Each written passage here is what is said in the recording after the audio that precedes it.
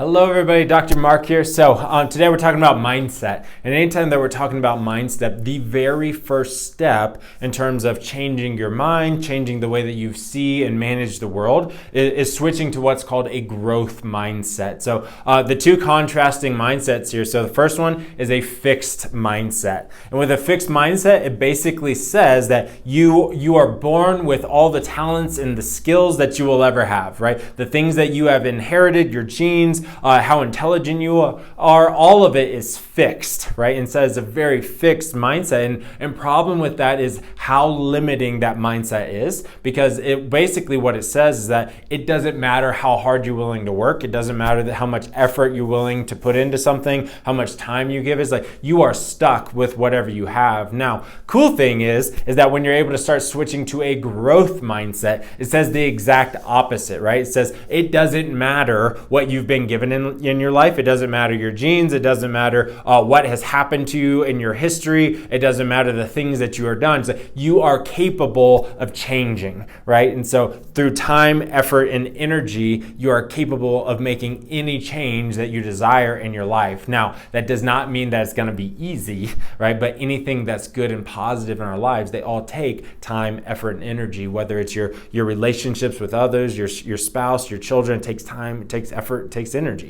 Things like your finances or your relationship with God, even your health, all of those things take a lot of time and a lot of work throughout the years to make sure that you're shoring up those things that matter the most to you. But again, that growth mindset basically says that you can, right? It doesn't matter what you've been through, what you've done up to this point, you can make those changes. So here's a couple of action steps here. So we have to start rewiring those thoughts in our own head, right? So immediately when thoughts pop into your head, it's like, oh, I wish that I could climb a mountain, or I'll never be able to be that person, or whatever the negative self-talk is that you have running in the back of your head, start with that simple phrase of, nope, I can, right? So every time that you say something to yourself in your head that you can't do something, retrain that wording, say, nope, I can do that. It's just a matter if I'm willing to put the time, the effort, and the energy. So just start noticing, right? And so that's the biggest aspect is noticing those times when you're telling yourself that you can't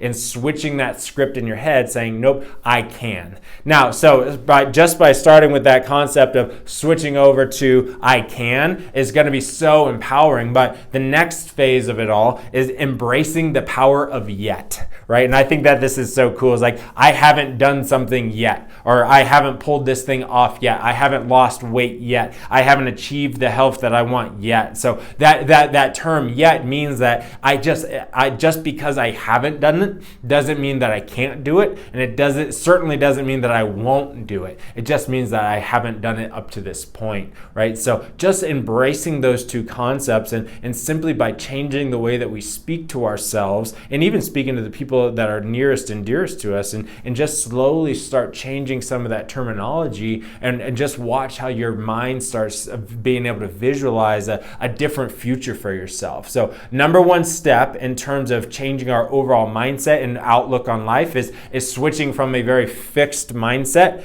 to a growth mindset that says that I can do things that I want to do in life. It doesn't matter what has happened to me. I just haven't done it yet, but through time, effort, and energy, I can achieve anything that God has put in my heart. So hopefully that helps you guys, and I'll see you in the bay.